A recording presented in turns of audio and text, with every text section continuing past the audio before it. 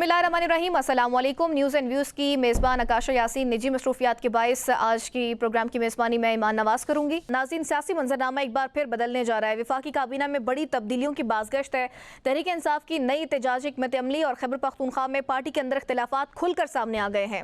आज के प्रोग्राम में सबसे पहले हम बात करेंगे वफाकी काबीना में मुतवक्के बड़े रद्द-बदल की, जहाँ नई और नौजवान क़यादत को आगे लाने, अहम वजारतों की जिम्मेदारियाँ तब्दील करने और कारकर्दगी की बुनियाद पर फैसलों की इत्तलात सामने आ रही हैं। वज़ीर-ए-आज़म शहबाज शरीफ की जानिब से वजारतों की 2 साला कारकर्दगी का जायजा भी इन फैसलों में अहम किरदार अदा कर रहा है।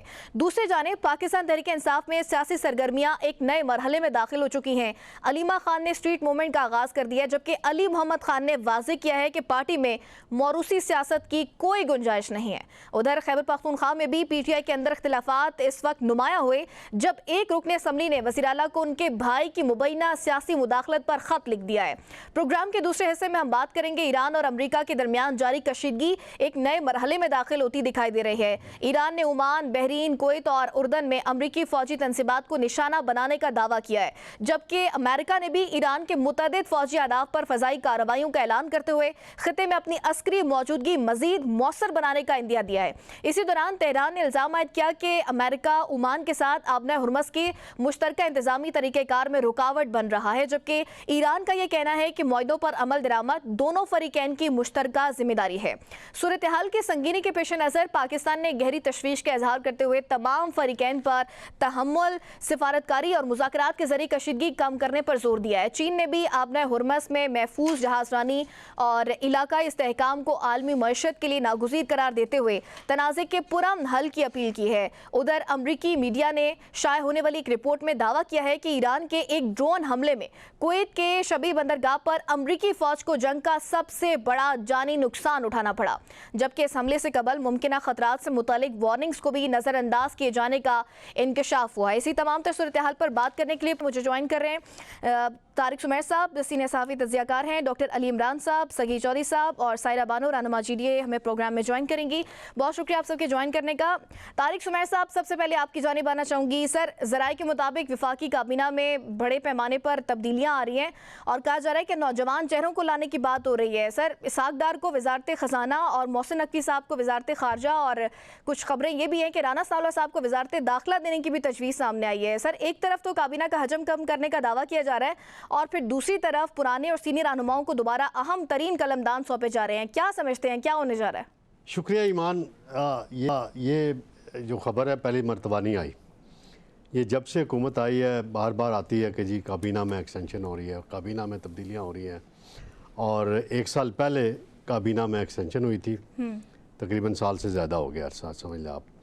और मार्च की बात है, मार्च में हुई थी, तभी 3 माह ऊपर लगा लें।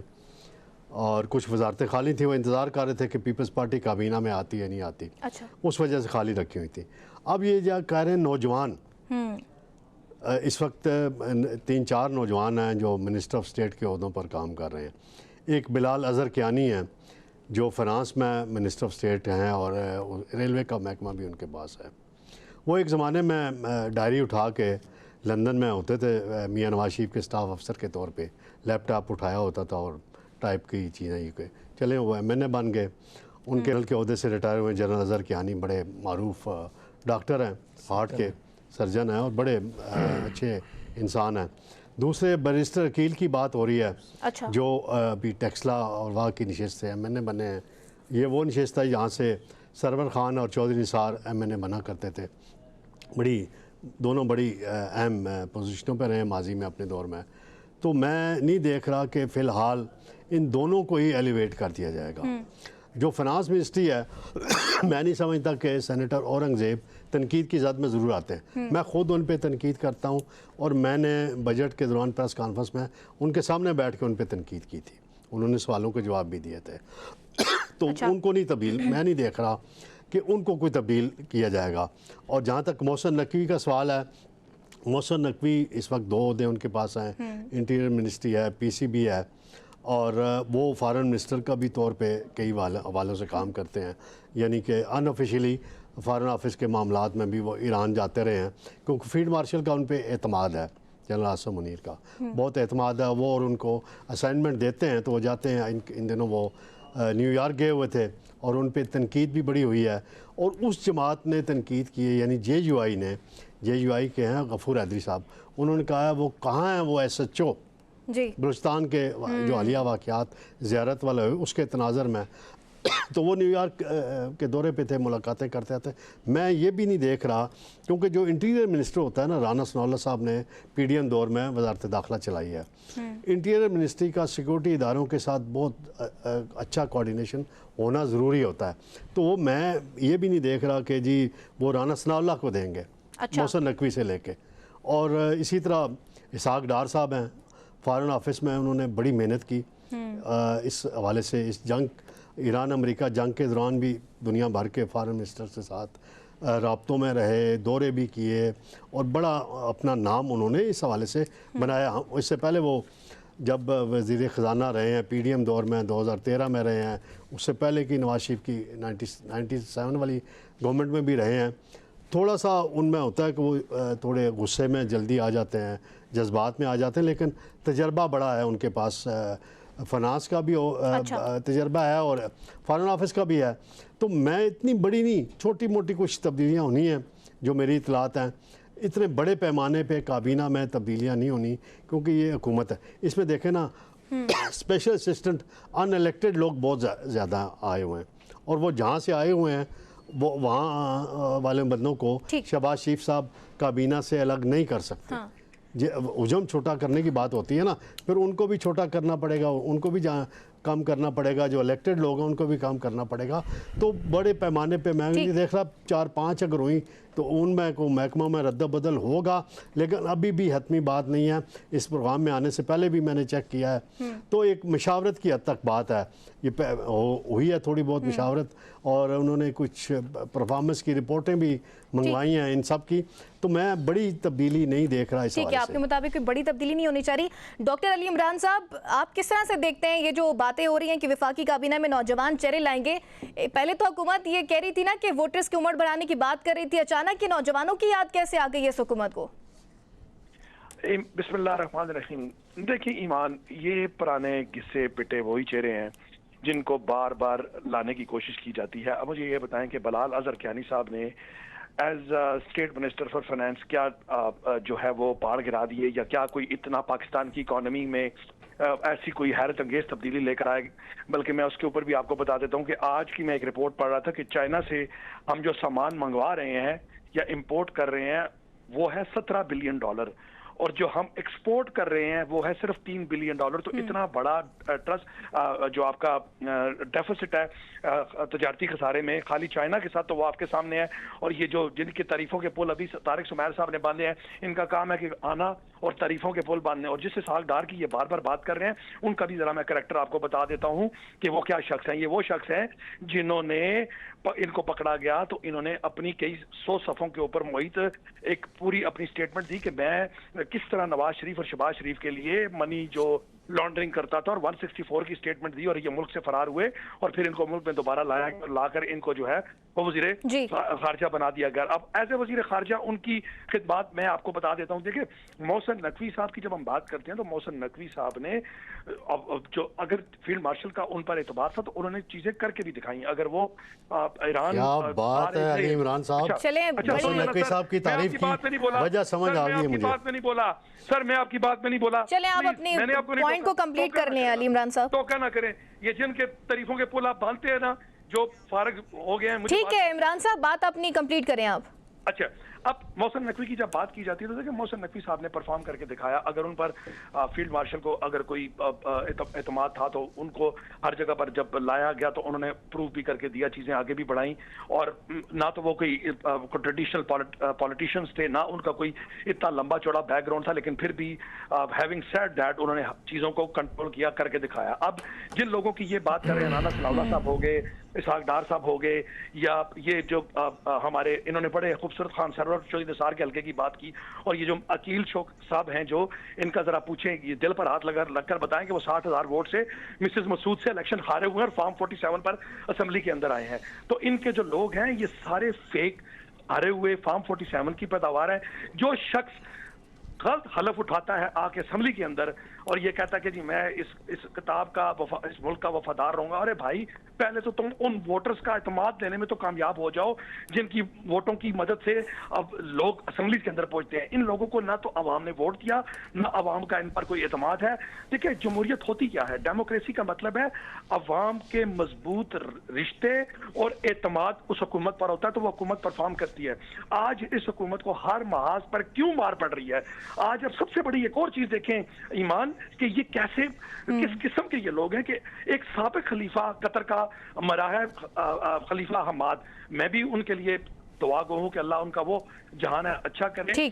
लेकिन ये पूरा खानदान, इसहाक डार, शहबाज शरीफ, नवाज शरीफ, शेक्सपियर के पैसों के ऊपर पूरे जहाज में अपने अंडे बच्चे लेकर आज कतर पहुंचे हुए हैं। कोई इनसे पूछने वाला है कि ये किसका, आपके बाप का ये माल है कि आप टैक्स के पैसों के ऊपर पूरा जहाज लेकर, और शहबाज शरीफ साहब और नवाज शरीफ साहब और इसहाक डार साहब आज वहां। ठीक है अली इमरान साहब, आपका पॉइंट आ गया। मैं सायरा बानो की तरफ बढ़ूंगी। सायरा साहिबा, ये जो वफाकी काबीना में तब्दीली की बातें आ रही हैं, ये हमने पहले भी सुनी है, अब नौजवानों को लाने का फैसला किया गया है। आपको लगता है कि इससे कोई इम्पैक्ट आएगा? और दूसरा, फिर मोहसिन नकवी साहब पर जिस तरह से तारिक सुमैर साहब ने भी गुफ्तगू की, अली इमरान साहब भी गुफ्तगू कर रहे थे कि दहशतगर्दी इस वक्त पूरे मुल्क पे बढ़ रही है, एक बार फिर से दहशतगर्दी सर उठा रही है। ऐसे में मोहसिन नकवी साहब 2 ओहदों पर विराजमान है, उनको एक ओहदे पर फोकस नहीं कर लेना चाहिए? अस्सलाम वालेकुम।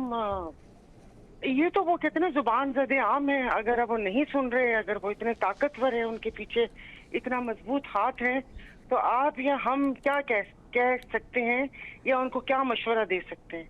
जो लाने वाले हैं, क्या वो अकल से पैदल हैं, क्या बेबहरा हैं? समझ नहीं आती उनको कि इस वक्त मुल्क में चल क्या रहा है। कि वो जो ओहदा, 2 ओहदों पे तो बराजमान है, तीसरा ओहदा उन्होंने खुद से ही अपने लिए वो क्या कह रहे हैं कि तफवीज कर लिया कि ये ओहदा भी मैं संभालूंगा और ये जो खारजा पॉलिसी है इसको मैं देखूंगा। और फिर जब बयानात देखें, कोई और मुहज़्ज़ब माशरा होता, हम अपने आप को कहते तो हैं लेकिन है नहीं, तो अब तक ये शख्स का नामो निशान ना मिलता जो इतना बड़ा दहशतगर्दी का नेटवर्क, जहाँ पर जवानों की, वो सिक्योरिटी फोर्सेस, हमारे इदारों के, पुलिस, वो जो जाने वाले आए दिन वहाँ पर शहादतें होती हैं और इनका बयान वापस से इनके मुंह पे लोग फेंक देते हैं कि बलूचिस्तान तो एक SHO की मार है। भाई SHO की मार है तो वो SHO छुपा के रखा क्यों हुआ है? एक दफा वो SHO भेज के ये जितने भी फितनल ख्वारिज है, हिंदुस्तान है, वो फितना इसराइल है, कुल आलम शामिल, वो उसको खत्म क्यों नहीं कर देते? हर 6 महीने के बाद ये फितना सर उठाता है। तो मुझे शर्म आती है कि अब ये क्या टीवी पे बैठ के हमें बताने के लिए आते हैं कि इसमें हिंदुस्तान का हाथ था, इसमें इसराइल का हाथ था, इसमें अफगानिस्तान का हाथ था। मेरे साथ हमारे को किसी की फेलियर हो तो इंसान तो बताए ना आके, ये आके बता के एक इरादा और एक अज़म करके और फिर उसके बाद ये जा वो जा। वो शख्स आपकी मेरी इस हुकूमत की पहुंच से बहुत दूर है कि जो शख्स यहाँ पर जी, एक किसी ने कहा, इन्हीं के एक बंदे ने वो बोला, मंतक पेश की, हाँ तो वजीर आजम और फील्ड मार्शल साहब गए थे ना। ठीक, मतलब क्या आप सियासतदानों का या वजीरों का काम भी फील्ड मार्शल साहब ने करना है? वो तो जाहिर है सिक्योरिटी फोर्सेस के जवान शहीद हुए, उन्होंने जाना था। यानी कि फिर इस वजारत को खत्म कर दें आप, जब सारे काम ही 2-3 लोगों ने संभालने। आपने कहा फिर वजारत में तब्दीली होगी, क्या तब्दीली होगी? क्या फिर ये जो नौजवान, मुझे तो बता दें इसमें से नौजवान कौन सा है? और ये वही नौजवानों की बात की जा रही है सायरा साहिबा, जिसके बारे में कहा जा रहा था कि तरमीम के जरिए वोटर की उम्र बढ़ाने की बातें हो रही थी और कहा जा रहा था कि इनको हक नहीं होना चाहिए वोट का। अचानक इस हुकूमत को नौजवानों की याद कैसे आ गई? सुने, 80 साल के आगे 50-55 वाले नौजवान ही होगा। कौन नौजवान होगा? राना एहसान को लेकर आएंगे जिसकी मंतक की दुनिया से बाहर है, जो कैलोरीज बता रहे हैं गरीब शख्स को कि तेरी दिन की 2 कैलोरीज पूरी होगी, 2 बादाम और 1 अंडा खा ले, 8,500 रुपए में तूने कैलोरीज पूरी करनी है। अच्छा, कौन है? दानियाल चौधरी जो राजा ने किसी और की सीट पर आया हुआ है, तलाल चौधरी के वो किस किस्म के उसके बयानात, और ये है सारी इनकी नौजवान की आदत। और आके क्या करेंगे? आके लेवी खत्म करेंगे, आके क्या मरात खत्म कर देंगे? इनके आने से तब्दीली क्या आएगी, मुझे पहले ये बताइए। अब ये छोड़ कोई और दूसरा बंदा भी आके तब्दीली लाने वाला आ जाए तो पहले तमाम को तेजाब से गुस्ल और उसके बाद तब्दीली आएगी कैसे? आप मुझे बताए ना, ये आके क्या करेंगे? ये आके क्या करेंगे वो हमें भी समझा दें, आपको और मुझे, तो पता चले जी ये क़यादत आ रही है कि ये जो बढ़ाऊ हैं इनका दिमाग नहीं चलता। एहसन इकबाल को हटाएंगे क्योंकि वही एक ऐसे वो अरस्तू टाइप की मंतक से चीजें बताते हैं। ख्वाजा आसिफ को हटा देंगे कि उनका नहीं पता चलता कि वो वजीर दफा हैं या क्या मैं कहूँ, जी पता नहीं। जो मसाइल हैं, जो सारे मसले हैं, अली डार के मसले पर से हट गया। एक 3 प्रोग्राम हुए, बात खत्म, चले गई वो स्टोर रूम में। उसके बाद कश्मीर में क्या चल रहा है, स्टोर रूम में। गिलगित बल्तिस्तान में क्या हो गया, स्टोर रूम में। यहाँ हमारे कराची में 4 दिन पहले एक बच्चे को बेरहमाना तरीके से कत्ल करके फेंक दिया, उसके ऊपर सब खामोश। मैं तो टाइम लाइन और ये ट्विटर ही देखती रही कि शायद कोई बोले। उसके इशारे किस तरफ जा रहे हैं। एप्स्टीन फाइल जिस किस्म का वो केस हुआ था, ये यहाँ पर शुरू हो गया। आए दिन ज्यादती, रेप, बच्चों का कत्ल। मेरे लिए ये जरूरी है कि इनमें से एक, वो क्या कहते हैं, क्या मैं कहूँ मैं जी, कि एक, फिर मैं लफ्ज अच्छा ही लगता है कि एक ऐसी शक्ल दे के तो फिर दूसरी वाली भी उसी की जगह वैसा ही लेकर आना है। हीरे तो आपने अपनी जमात में से तो ढूंढने हैं, जो 9 रतन, अकबर के तो 9 रतन थे, यहाँ पर इन्होंने 50 रतन इकट्ठे किए और एक भी काम का नहीं है। आना तो वही है भाई, हमें वो चाहिए जो आके आपको प्लानिंग बताए, जो आके हमारे मसाइल का हल बताए। मैं सगीर चौधरी साहब आपकी तरफ आऊंगी। जैसे तारिक शुमाइर साहब कह रहे थे कि उनको कोई बड़ा रद्दोबदल नजर नहीं आ रहा, आपको लगता है कि वफाकी काबीना में कोई तब्दीलियां आएंगी और किस हद तक आ सकती हैं, ये भी बताएगा। और जैसे सायरा साहिबा कह रही थी कि नौजवानों को लाने से इम्पैक्ट क्या आएगा। बिस्मिल्लाहिर्रहमानिर्रहीम, शुक्रिया ईमान नवाज। देखें, पैनलिस्ट ने जो है वो अपने अपने तौर पे बड़ा अच्छे तरीके से, अच्छे अंदाज में जो कैबिनेट में तब्दीली के हवाले से ख़बर है उसको एक्सप्लेन किया। पहली बात तो ये है कि काबीना में तब्दीली लाने की ज़रूरत क्या है। क्या वाकई ही जो वजारतें हैं पहले चल रही थी वो काम नहीं कर रही, उनकी परफॉर्मेंस अच्छी नहीं है और जो उनकी जो कारकर्दगी है वो उससे हुकूमत मुतमिन नहीं है। पहले तो ये बताना ज़रूरी है कि रद्दोबदल की आखिर एक वजह होती है, इसके बगैर तो रद्दोबदल की ज़रूरत नहीं होती। अगर कोई बंदा परफॉर्म नहीं अच्छे तरीके से कर रहा तो फिर जाहिर सी बात है कि उसको चेंज किया जाता है। और कोई तब्दीली तो ऐसी नज़र नहीं आ रही थी कि वजारतें तो बहुत अच्छी जा रही हैं, बहुत फास्ट काम हो रहा है। जो वजारत ख़जाना है वो बहुत अच्छा काम कर रही है, इतना अच्छा काम कर रही है कि मुझे लग रहा है कि शायद अगले साल हमारे कर्जे माफ़ हो जाएंगे। अच्छा, हाँ, वो वजारत ख़जाना की भी परफॉर्मेंस बहुत अच्छी है। इसके अलावा दीगर जो वजारतें हैं उनकी परफॉर्मेंस भी जो है वो आसमान की बुलंदियों को छू रही है। ऐसा लग रहा है मैं ख्वाब देख रही हूँ। जी, मैं भी ख्वाब देख रहा हूँ। तो भाई आपकी परफॉर्मेंस क्या है, आप किस म्यार पे लोगों को तब्दील करते हैं। क्या जो आप वजारतें तब्दील करेंगे उसमें आप ऐसी परफॉर्मेंस ले आएंगे कि हम IMF से अगले साल कर्जा नहीं लेंगे? क्या हम IMF के प्रोग्राम से जो है वो दस्तबरदार हो जाएंगे? कर्जा तो हम उसी तरह लेंगे, उसी कर्जे से ये असेंबली चलेगी, उसी कर्जे से ही हमारा अगला बजट बनेगा।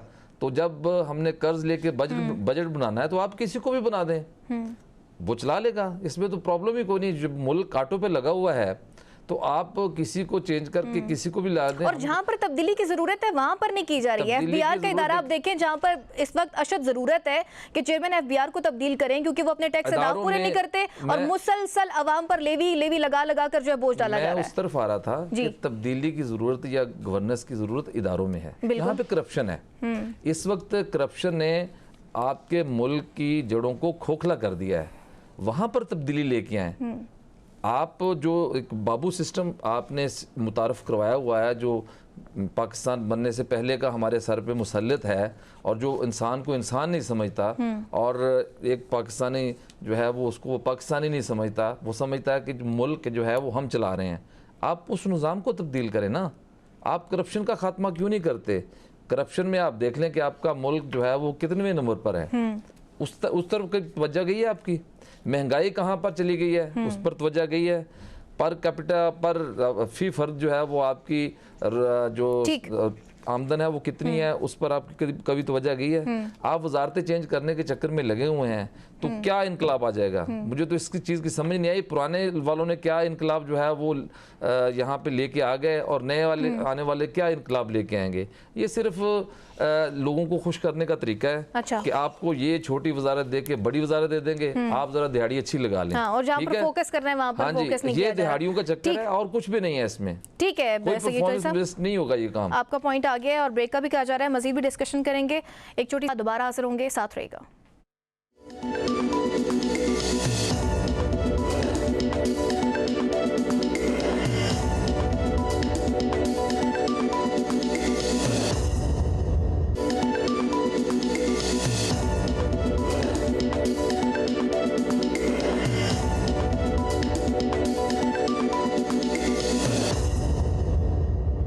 वेलकम बैक नाजरीन। डिस्कशन को आगे बढ़ाते हैं और कुछ बात करेंगे पाकिस्तान तहरीक इंसाफ के हवाले से। तारिक सुमैर साहब, बडियाला जेल के बाहर एहतजाज का मरला खत्म होने के बाद फिर इमरान खान साहब की हमशीरा हलीमा खान ने जुलाई 2026 में बाकायदा आर या पार की अवामी तहरीक यानी स्ट्रीट मूवमेंट का आगाज़ कर दिया, और हलीमा खान की तरफ से कारकुनान को दी जाने वाली ये फाइनल कॉल भी है, और फिर दीरबाला और चित्राल के दौरे भी उन्होंने किए हैं, वो भी हमने देखे। सर, क्या समझते हैं, ये PTI की मरकज़ी क़यादत की मुशावरत से हो रहे हैं जो हलीमा खान सारी एक्टिविटीज़ कर रही हैं, या फिर अलग अपनी सियासी ताकत बना रही हैं? मरकज़ी क़यादत तो ज़्यादातर इस्लामाबाद में ही पाई जाती है। मैं बैरिस्टर गौर साहब कह लें, सलमान अकरम राजा कह लें, मरकज़ी क़यादत तो वही है ना, चेयरमैन और सेक्रेटरी। इस्लामाबाद में कहाँ पाई जाती है? कमरों में जिधर भी इधर उधर अदालतों में कभी होते हैं, कभी इधर उधर होते हैं। और एक मरकज़ी क़यादत हमारे साथ प्रोग्राम में है, उनसे आप पूछ लीजिएगा। अच्छा। अली इमरान साहब मेरी मुराद है।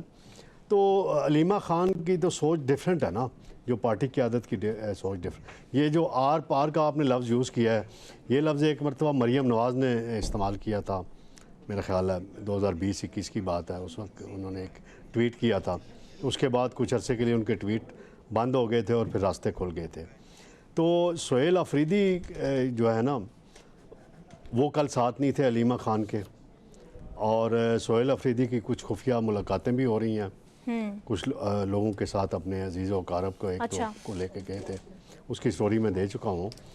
तो वो एक तरफ मुलाकातें भी हो रही हैं, यहाँ अली इमरान साहब कह रहे हैं कि इसहाक डार साहब बुरे हैं और मोहसिन नकवी साहब बहुत अच्छे हैं। अच्छा। तो मैं इनको बताता हूँ कि ये खुद मोहसिन नकवी साहब के बारे में क्या कहते रहे हैं। मोहसिन नकवी साहब के बारे में PTI का ये स्टांस था कि जब वो पंजाब के निगरान वज़ीर आला थे, उन्होंने सारे झूठे मुकदमे बनाए, और इनके बानी PTI मोहसिन नकवी के बारे में जो कुछ कहते रहे, मैं वो यहाँ रिपीट नहीं करना चाहता, वो सारी दुनिया को पता है, और वो सोशल मीडिया पे उनके बयानात मौजूद हैं। और ये कहते थे कि ये बड़ा ज़ालिम शख्स है, इसके साथ हमने रब्ता नहीं, और मिलते भी हैं तो उसी को मिलते हैं, बाकी किसी स्पीकर या सादिक से चलें जी, वो एक रवायत है, मिलते रहते हैं। राना सनाउल्लाह सियासी आदमी है, वो उनको सियासी रास्ता भी देते हैं, उनकी तरफ नहीं जाते। ये जाना भी वहीं चाहते हैं जहाँ से इन्हें, जहाँ पर इनसे सख्ती की जाती है। और बतौर वज़ीर दाखिला भी वो ये कहते हैं कि जी उनको बड़े मसले हैं, वो यहाँ भी हमारे ऊपर FIA के नजायज़ मुकदमात वो बनवाते हैं, यानी मोहसिन नकवी पे तनकीद भी, और फिर शफा भी लेने उन्हीं के पास ये जाते हैं और खुफिया मिलते हैं। बाद में कहते हैं हमने इंतज़ामी मामलात डिस्कस किए, जब ख़बर लीक हो जाती है तो कहते हैं इंतज़ामी मामलात डिस्कस किए। असल में PTI के अंदर इनको इख्तलाफात को काबू पाने की ज़रूरत है। अवामी हमायत और तंजीमी मामलात जब तक यकजा नहीं होते तो नताइज नहीं मिलते। तो नताइज लेने के लिए इन्हें आपस में जो हलीमा खान है वो उनकी सोच थोड़ा डिफरेंट है, ज़ाहिर बात है, क्योंकि जब शहबाज शरीफ साहब इमरान खान के दौर में कुछ और उनकी सोच होती थी, मरियम नवाज़ की सोच ज़रा डिफरेंट होती थी, लेकिन अपने अपने वो कमिटेड थे, अपने अपने काज के साथ जिस तरफ भी लगे होते हैं। यहाँ पे इन पे ये एक दूसरे पे इल्ज़ाम लगाते रहते हैं, ये फ़लाँ के लिए काम कर रहा है, ये फ़लाँ के लिए काम कर रहे हैं, ये फ़लाँ के लिए काम कर रहा है। भाई काम आपको करना चाहिए जिसके नाम पे आपको वोट मिला। वो जेल में बैठा हुआ है, वो उसको जेल से निकलवाने के लिए आप कहते हैं चीफ मिनिस्टर ने, सोहेल अफरीदी ने कहा था ना, मैं रजिस्ट्रेशन कर रहा हूँ, स्ट्रीट मूवमेंट चलाऊँगा। कहाँ गई वो स्ट्रीट मूवमेंट? बिल्कुल नहीं। KP के अंदर अगर मैं आज भी दावे से कहता हूँ, PTI आज भी 5 लाख अफराद का एक जलसा पेशावर में कर ले, अच्छा, सिर्फ 5 लाख, इससे ज़्यादा नहीं, मैं 10 लाख भी नहीं मैं कहता, 1 मिलियन पे भी। तो देखें इनके मामलात किस तरीके से नहीं हो सकते। ये नहीं, वहाँ भी नहीं करना चाहते। पंजाब में तो सख्तियाँ जी, वफाक में भी सख्तियाँ जी, कराची सिंध में भी सख्तियाँ हैं। तो आपके सूबे में तो पुलिस आपकी अपनी है। सब वो अब करना नहीं चाहते या लोग आएंगे नहीं? करना भी नहीं चाहते लोगों के, हो सकता है लोग आ भी जाएं, करना नहीं, नीयत उनकी है इमरान खान के नाम पे हुकूमत लेके हुकूमत करना, अपने प्रोटोकॉल लेना, अपने मरात लेना, अपनी चीज़ें करना। काज जो है वो काज से बिल्कुल ही हटे हुए हैं। ठीक है, मैं डॉक्टर अली इमरान का भी इस पर कमेंट ले लूंगी। अली इमरान साहब, पाकिस्तान तहरीक इंसाफ तो वो जमात है ना जो मौरूसी सियासत का नारा लगा कर आई थी, अब क्यों आप लोग अपने मोटिव से पीछे हटते जा रहे हैं? फिर अली मोहम्मद खान ने भी सख्त तनकीद की आप लोगों पर, सख्त बयान दिया। उन्होंने कहा कि पीटीआई कोई खानदानी लिमिटेड कंपनी नहीं है और इसमें मौरूसी सियासत की कोई जगह नहीं है। तो ये जो अलीमा खान साहिबा दौरे कर रही हैं, इसको क्या समझा जाए? सियासत में एंट्री समझा जाए? पार्टी खड़ी है इसके पीछे या पार्टी तकसीम है? ईमान, सबसे पहले तो मैं तारिक सुमैर साहब ने जो एक बात की उसको क्लियर करूं, फिर आपके सवाल की तरफ चला जाऊंगा।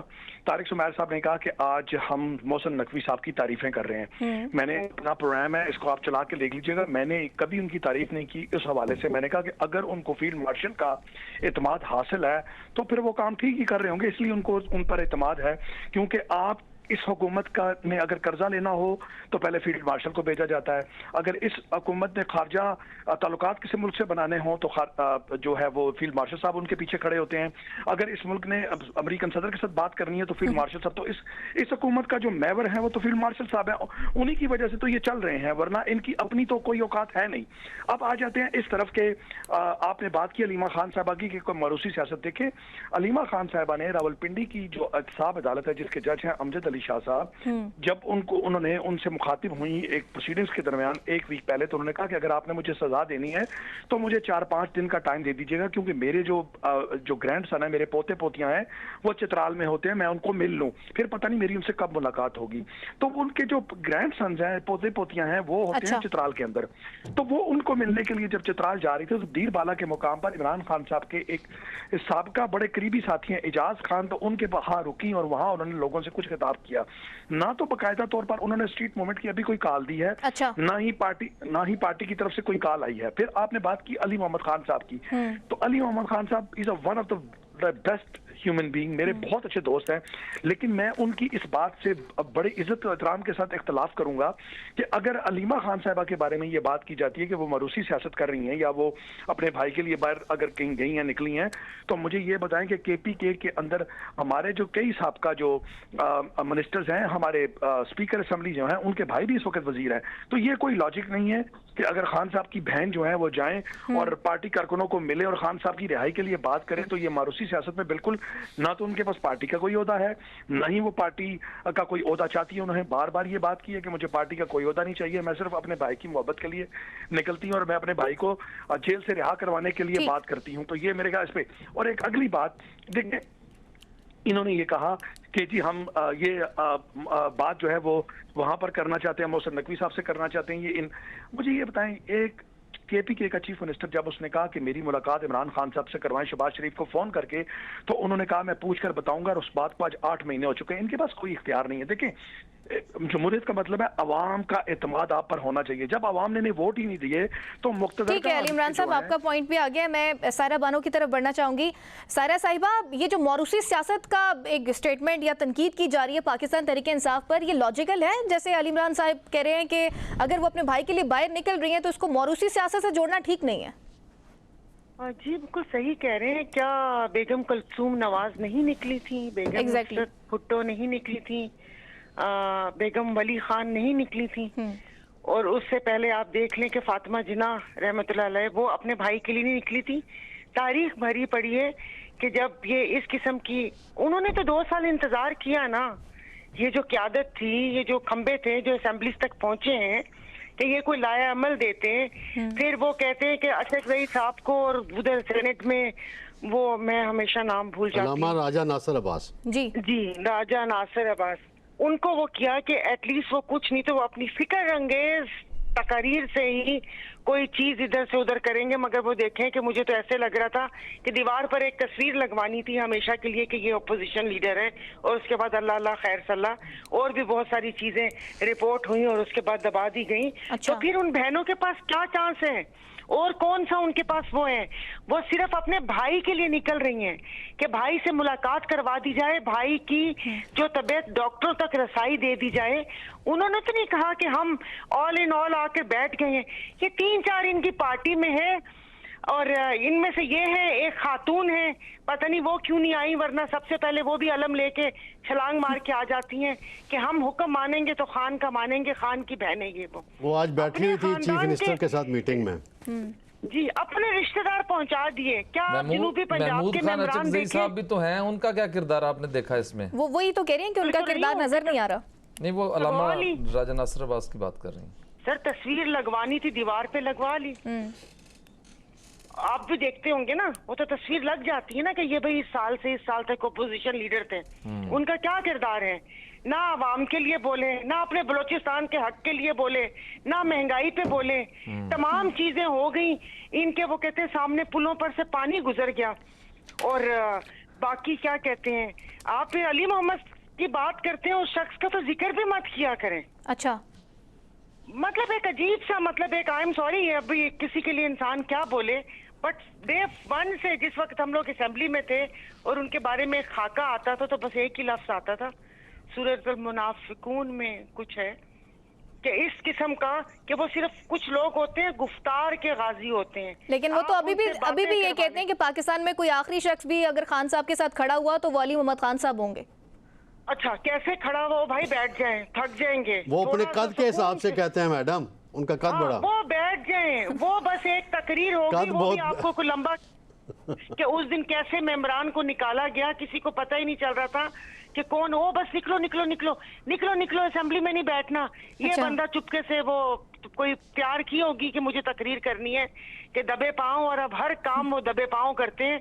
भाई आप अपने लीडर की, वो कोई सियासी ओहदा नहीं मांग रही, उन्होंने कोई सेनेटर नहीं बन गई, उन्होंने कोई आप लोगों को, वो सिर्फ एक अर्ज करती हैं वो कि अडियाला आ जाओ, ओहदे एंजॉय, अगर ओहदे एंजॉय कर रहे हो तो फिर अपने लीडर के लिए निकलो भी। उन्होंने कौन सा दुनिया से बाहर बात कर दी, इन लोगों से कुछ मांग लिया? यही कहा ना कि आप खान के नाम के ऊपर आप असेंबली में पहुंच चुके हो, आप लोगों की तमाम सब चीजें, तो उस शख्स के लिए आवाज तो उठाओ। वो अली मोहम्मद खान एक ट्वीट तो रीट्वीट कर नहीं सकते, किसी चीज में वो कर नहीं सकते, तो वो अब आके बात सुनाएंगे। बहरहाल उनकी वो आई थी कि उन्होंने इस मौके के लिए नहीं बोला था, लेकिन बात ये है कि वो जो बहनें कर रही हैं, इन लोगों को साथ देना चाहिए। अपने लीडर की रिहाई तो मतलब अब इन्होंने भुलाई दी है, उनको डॉक्टरों तक रसाई के लिए बात कर ले। बड़ी बड़ी बड़के मारना और बातें करना और ये करना, आप उनको तो छोड़ें। डॉक्टर यास्मीन, राशिद, आलिया, हमजा मलिक, एजाज चौधरी साहब, महबूदुर रशीद साहब और ऐसे कारकुनान जिनका पता नहीं है, ये अगर बात करते और हैं, उन्होंने अभी बाकायदा तौर पर एनडीसी वालों से गिला भी किया है कि पाकिस्तान तहरीक इंसाफ की क़यादत कोई मिलने भी नहीं आता हमसे। जी, अब वो देखे ना, वो उनका साहबजादा हामिद रजा, उनका भी नहीं पता कि वो बेचारे हैं कहाँ।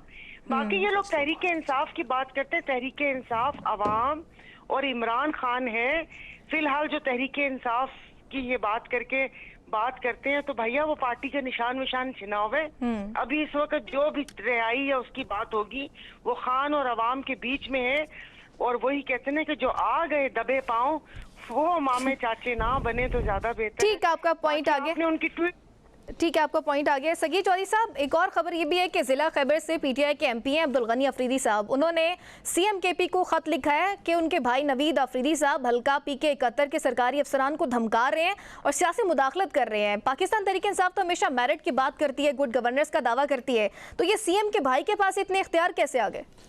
सीएम के भाई के पास बहुत इख्तियार होते हैं, वो कुछ भी कर सकता है। अच्छा, पंजाब के सीएम जो हैं वो अगर उनके रिलेटिव्स कुछ भी करना चाहें तो क्या वो नहीं कर सकते?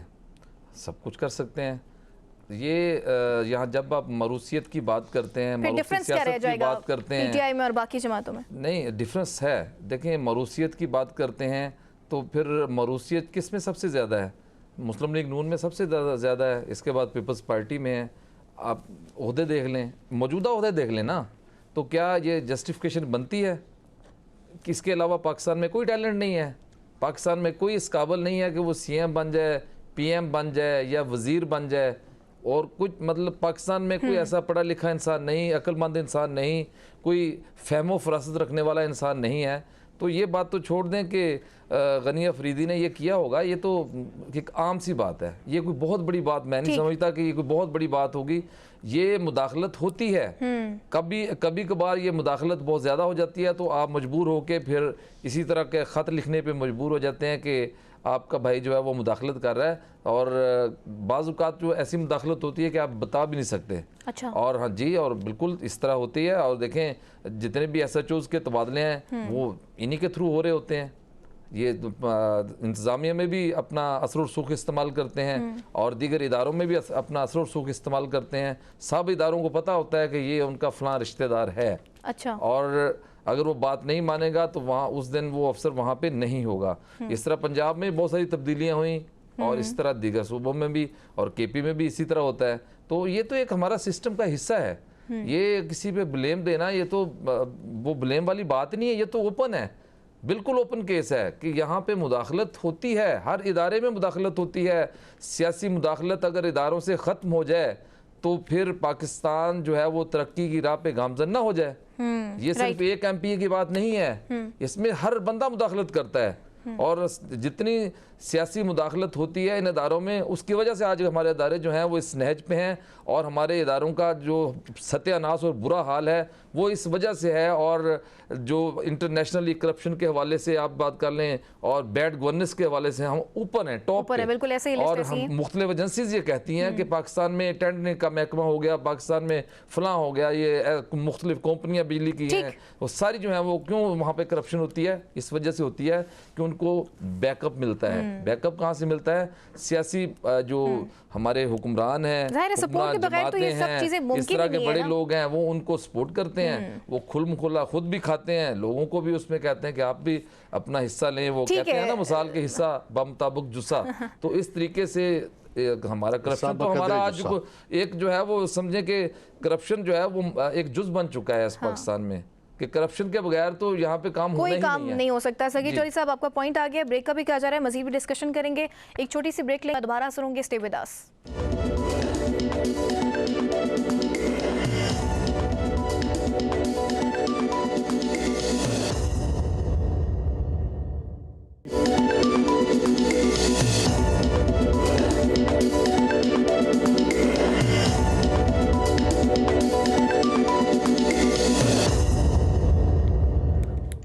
वेलकम बैक नाज़रीन। अब कुछ बात करेंगे ईरान और अमेरिका की सूरत हाल के हवाले से। तारिक सुमैर साहब, अमरीकी सेंट्रल कमांड सेंटकॉम ने 12 जुलाई को ईरान के फ़ज़ाई दिफाई निज़ाम, फिर साइली रेडार अंसिबात और ड्रोन सलाहियतों पर दर्जनों मिसाइलों से बड़े फ़ज़ाई हमले करने का दावा भी किया है, और ऑपरेशन का भी दावा कर रहे हैं। सर, अमरीकी सेंटकॉम ने इस हालिया और बड़े हमले के बाद आप क्या समझते हैं, ईरान की फ़ौजी और दिफाई सलाहियत वाकई कमज़ोर हो गई?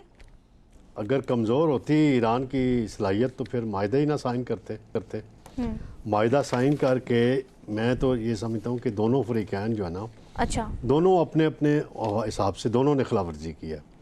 आगाज़ उसका इस तरीके से होता है कि कतर का कोई ऑयल टैंकर था, उसका रूट का कोई इशू आ गया, उस पर पहला मिज़ाइल गिरा, फिर अगले दिन अमेरिका ने मिज़ाइल गिरा दिए ईरान पे, और फिर डोनाल्ड ट्रंप ने ऐलान कर दिया कि जी जंग माहिदा ख़त्म और जंग शुरू।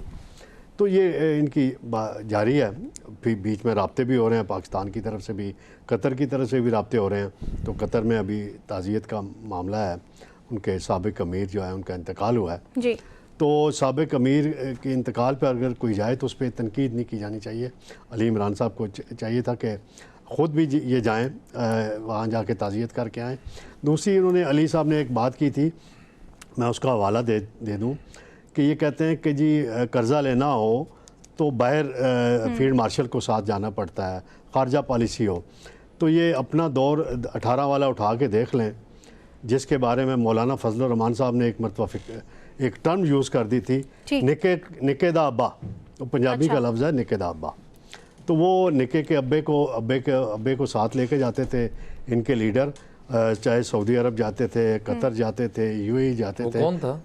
जनरल बाजवा साहब थे ना, और कौन थे? अच्छा, वो बता भी देना, मैं बता रहा हूँ ना। अच्छा। मैं जरा मौलाना साहब का फिक्रा इस्तेमाल कर रहा हूँ कि वो उसका हवाला भी दिया करे अगर इनका देते हैं, और उस पर अगर आपको नदामत होती है तो माजरत भी किया करें कौम से कि हमसे गलती हुई, हम आइंदा आए तो हम ये तर्ज अमल नहीं अपनाएंगे, हम ये तरीक़ाकार नहीं अपनाएंगे। जो ईरान का मामला है, इसमें दोनों फ़रीक़ैन को यही मशवरा है हमारा कि उस मायदे पे अमल करें, जो भी मामलात हैं बैठ के तय करें। आपने जंग बहुत कर ली, मैं तो ये समझता हूँ कि ये जो आबनाए हरमुज़ को दोबारा बंद करना है, तो बंद करने से क्या होना है? तेल का बुरान आना है। पाकिस्तान के अंदर आप एक जवाज़ हुकूमत को फिर मिल जाएगा कि जी 500 का पेट्रोल कर लो, 600 रुपये कर दो। ऑयल कंपनियाँ 20-25 अरब रुपये, कल मैंने ट्वीट किया है और मैंने कहा कि जी अपने ट्वीट में कि भाई आप एक ही सेक्टर, एक ही जिसमें मुनाफा हुआ है किसी सेक्टर को, तो ऑयल कंपनी को हुआ है 20 से 25-30 अरब रुपया रिपोर्ट हुआ है कि उनको मुनाफा हुआ है, बाकी तमाम सेक्टर्स खसारे में गए हैं। तो उनको जवाज़ ना दें, और अमन की अगर कोशिशें पाकिस्तान ने की हैं उनको सबूताज ना करें। और अगर इसमें देखें ना, अभी तक इसराइल नहीं कूदा, इसराइल इंतज़ार कर रहा है कि जो ही उसको कोई जवाज़ मिलेगा। ईरानी जो मिज़ाइल हैं वो कहाँ गिरेंगे? कुवैत में गिरेंगे, अमान में गिरेंगे, यूएई में गिरेंगे, सऊदी अरब में गिरेंगे। तो अमेरिका, आप दोनों को अब अपनी अपनी अना को छोड़ना पड़ेगा, आगे बढ़ें, और जो आपको एक मौका क्रिएट हो चुका है उस पर चलें, जो इख्तलाफात हैं उसको ख़त्म करें। मेरा ख्याल है कि अमेरिकी सदर जो है ना, वो जो पैसा उन्होंने भी कमाया है या उनकी इर्द गिर्द लोगों ने, कभी ऑयल प्राइसेस स्टॉक मार्केट ऊपर नीचे करते हैं, तो वो पैसे के चक्कर है सारा, ये सारी इंटरनेशनल गेम हो रही है, और उसी वजह से ये हालात जानबूझ के ख़राब किए जाते हैं, जानबूझ के ख़राब किए जा रहे हैं। डॉक्टर अली इमरान साहब, ईरानी पाकिस्तानी इनकलाब ने ओमान, कुवैत, बहरीन और फिर उर्दन में जो अमरीकी फ़ौजी अड्डे थे कायम और तनसीबात थी, उन पर जवाबी मिसाइल भी दागे हैं, ड्रोन दागने का बाकायदा ऑपरेशन भी शुरू कर दिया है। ईरान की तरफ से तो खलीज मालिक की सरजमीन पर मौजूद अमरीकी अड्डों को बराह रास्त निशाना बनाया गया है। क्या समझते हैं, ये खिता एक बार फिर जंग के दहाने पर है? देखें ईमान, मैंने प्रोग्राम में, आपके ही प्रोग्राम में कई दफ़ा ये बात की थी कि ये एक ऐसा जख्म है जिससे खून रिश्ता रहेगा।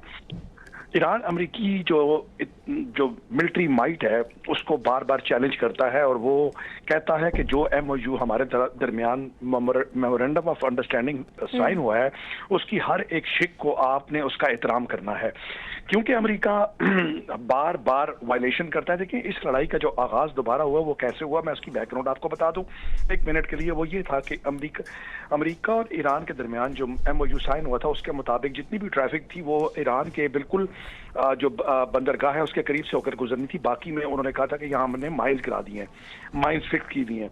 अमेरिका ने ये किया कि अमेरिकन जहाज और कुछ और जहाज़ों को इंस्ट्रक्शन दी गई कि वो ओमान के बिल्कुल जो साइली पट्टी है उसके पास से होकर गुजरे, जिस पर फिर इन्होंने मिसाइल दागे, और सऊदी एक जहाज था उस पर मिसाइल दागे गए, और कुछ कोई 2 यूरोपियन जहाज थे जिन पर टैंकर थे जिन पर मिसाइल दागे गए, जिसकी वजह से दोबारा ये लड़ाई शुरू हुई।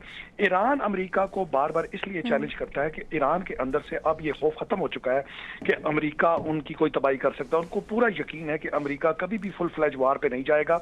अगर उस पे जाएगा तो ईरान रिटेलिएट करते हुए पूरा जो मिडल ईस्ट है, जो मशरक़ वस्ता है, उसको डिस्टेबलाइज कर देगा, उनकी तेल की तनसीबात को निशाना बनाएगा, और पेट्रोल जो आज दुनिया में 68, 69 या $70 बैरल है, डॉलर बैरल चल रहा है, ये जंप करके $150 बैरल पे चला जाएगा। तो इस सिचुएशन से बचने के लिए अमेरिका कभी भी फुल फ्लैज वॉर में नहीं जाएगा। और इसका एक और जो पहलू है वो ये है कि नवंबर में अमेरिका जो प्रेसिडेंशियल मिड टर्म इलेक्शन होने जा रहे हैं, इनकी कोशिश, ईरान की कोशिश ये है कि वो लड़ाई को खींच कर सितंबर अक्टूबर तक ले जाए, और आगे जो अमेरिकन अवाम है जो इस वक्त महंगाई के बिल्कुल महंगाई ने उसको घेरा हुआ है, पेट्रोल की कीमतें बड़ी हाई हैं, और पेट्रोल की कीमत की वजह से आपको पता है कि खुर्द नोश की जो अशिया है उनकी कीमतें भी बहुत ऊपर चली जाती हैं। तो उस वजह से आप देखेंगी कि ये जो आपको ये लड़ाई नजर आ रही है ये अक्टूबर तक जाएगी, और मिड टर्म इलेक्शन पर इसका बड़ा इफेक्ट होगा। वो ये चाहते हैं कि अमेरिकन सदर जो है वो मिड टर्म इलेक्शन हार जाए और दुनिया में एक देरपा अमन आ सके। और आपने देखा कि यूरोपियन ममालिक में इटली जो है उसने सबसे पहले खड़े होकर ये बात कर दी है कि अगर ईरान के खिलाफ किसी भी किस्म की लड़ाई होगी तो इटली उसमें शामिल नहीं होगा। तो ईरान को बहुत सारे एजेस हैं। अब जब हम ये सारी बात करते हैं और उसमें पाकिस्तान की ऑब्वियसली पाकिस्तान ने एक बड़ा उसमें रोल अदा किया और जैसे मेरे बाकी पैनलिस्ट ने भी कहा कि अगर लड़ाई वहां पर होगी तो पाकिस्तान में भी तेल की कीमतें ऊपर जाएंगी। इसमें कोई शक नहीं।